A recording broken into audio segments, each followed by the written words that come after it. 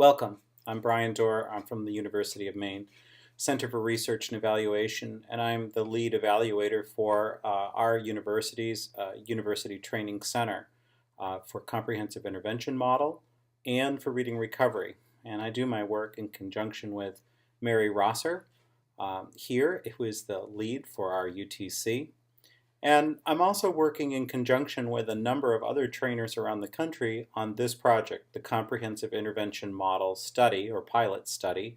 And we're looking at how comprehensive intervention models, interventions work in a number of schools around the country. So in fact, in conjunction with Linda Dorn in Arkansas, Sally Forbes in Iowa, Marianne Paparat in Illinois, and Judy Embry in Kentucky, we're taking a look at how well these intervention services work for children in your schools. And we're including a number of states in this project, and my home state here in Maine, but also Washington State, Arkansas, Kentucky, Wisconsin, Illinois, Iowa, Tennessee, and Missouri, a total of 9 states in this pilot study. And I want to just say a few words of thanks and gratitude to you as the teachers and to my colleagues who are part of this study.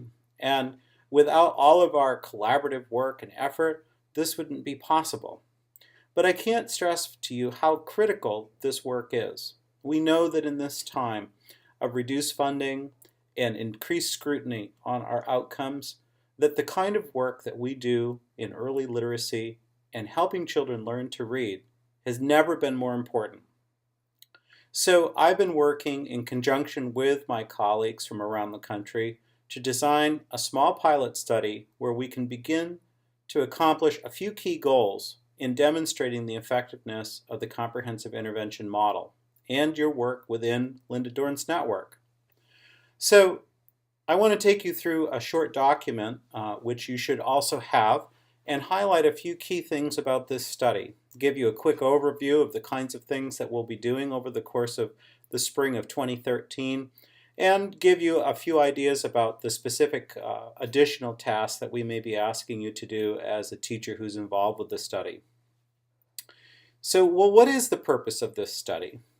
Well, specifically, we're looking to do 4 things. First, we want to validate the text levels for the Keystone level text all the way through level M, which is end of 2nd grade. We also want to investigate the effect of layered interventions in comprehensive intervention model. So when children are receiving one intervention after another, or they're receiving a complement of interventions, do we see increases in the slope of their literacy gain over time?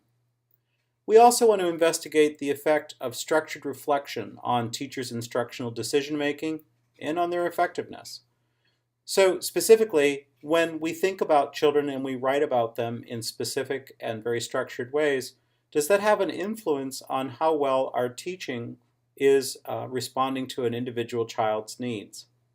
And then finally, one of our purposes is so that we can write a scale-up study to the Institute of Education Sciences and be able to conduct an even larger multi-state research investigation on the comprehensive intervention model. There are a few different elements of the study.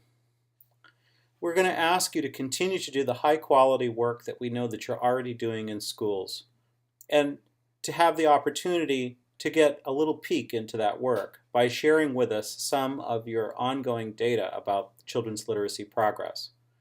So in order to do that, we need to understand where children began and where they wind up at the end of this spring semester of 2013.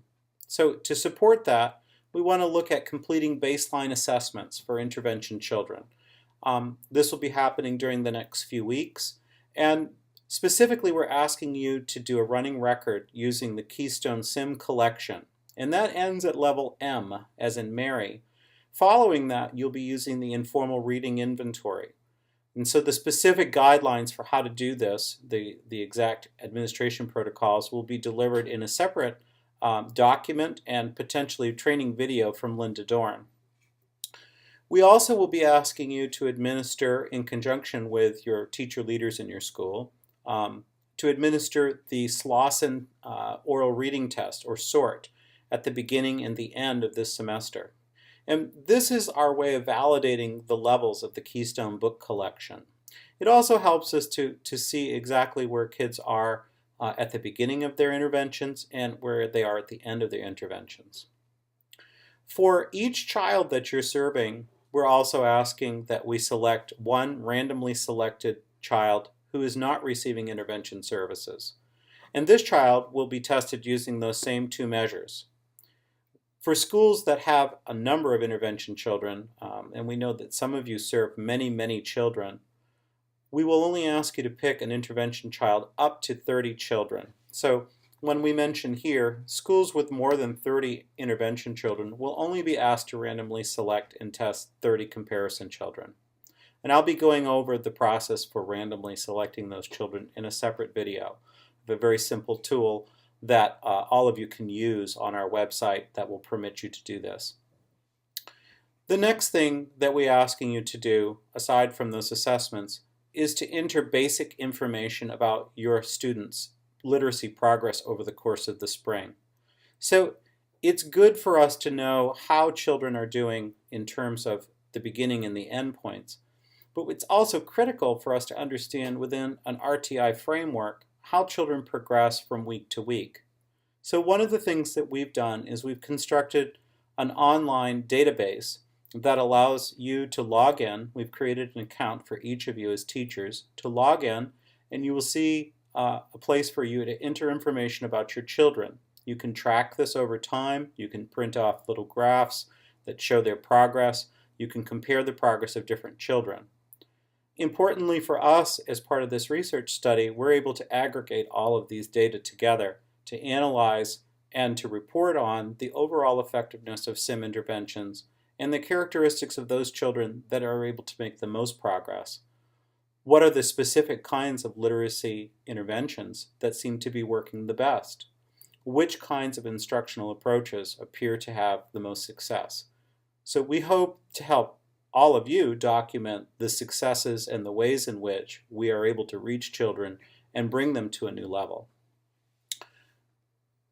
The third piece is that we will ask you to choose one case study child.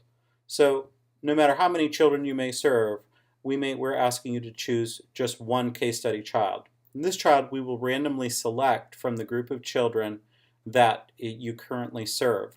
So once we understand which children you're serving, we will select one of those children and ask you to journal about them with some very specific prompts each week. These prompts are ones that I'm sure you're very familiar with. They're things like, what are the specific literacy behaviors that the child is exhibiting right now? What kinds of instructional approaches do I think might be the best to try next? And then a reflective question. What is the impact of my instruction for this child so far? What kinds of things seem to be working? And what kinds of things haven't worked as well as I thought? So those are the three key pieces. So just to review quickly, first, those baseline assessments, which will be working collectively with the teacher leaders, helping out teachers to get those done. The second is logging into our database, which I'll cover in a separate video, how to do that, and it's very honestly very easy to do. And entering very basic information about children's text reading level and the number of lessons that we had per week. And then number three, that case study child where we'll write a weekly reflection. So how does this spring semester look? In your document, you can see that we have a study timeline. And beginning the week of January 21st, we've been going through and doing final confirmation of our schools and final communication. And so I'm at the end of that week now and trying to assemble all of our training materials and make sure that this video is in place as well as the training document that you are now looking at. This coming week, the day that you receive this video, January 28th, we'll be providing your login accounts. And so this will show you how to get into the CIME system, CIMME, that's Comprehensive Intervention Model for Maine, and we're renaming it for this project just simply the CIM system, the Comprehensive Intervention Model System. We'll begin the testing window for those Keystone and Slauson assessments as well. And finally, once we know which students you're serving this semester, we'll randomly select your case study student for you. The week of February 4th, we'll continue with that testing window and try to get as many children tested as we can within a 2-week window, and make our best effort to make sure that all children are assessed by the end of the week of February 11th. That would be on February 14th. So the immediate work ahead of us is to get the assessments done and to get our information about our children entered into the online system. We'll select the case study student, and then once we get into this spring semester, after the assessments are done, we'll drop into much more of a groove where each week you'll enter your data on the CIM system and write your reflection, but no other assessments will need to happen. And that is shown here in the weeks of February 18th, 25th, the 4th, the 11th, the 18th, and the 25th of March, and April 1st, 8th, 15th, 22nd, and 29th, and the week of May 6th of this spring. Again, we'll simply be writing our reflective journals, entering that weekly data, really doing our instruction as normal. The next time that the testing window comes back is the week of May 6th for some schools, where you end the 3rd or 4th week of May. Northern schools like we have here in Maine, we don't end until the middle of June, and so our testing window will begin 1 week later. And the end of year testing window is very much the same as the beginning of the semester testing window. We'll be using the Keystone and the Slauson assessments to test all of the intervention children that we serve again, and also those randomly selected students that we tested at the beginning of the semester. That will conclude at the end of the week of May 27th, which I believe ends on May 31st, and the study data collection will conclude at that point in time. So we'll ask that each of you try to stay up with your weekly data entries about your case study student, and also entering that very basic information about how your children are progressing in your literacy interventions. So I want to just conclude this overview of the study with, again, a real thank you to you. Because without this kind of research in place and your support of it, continued work within CIM is not going to be as strong, and it's not going to be as well regarded and received as it will be with the scientifically based research. So thank you, and have a good day.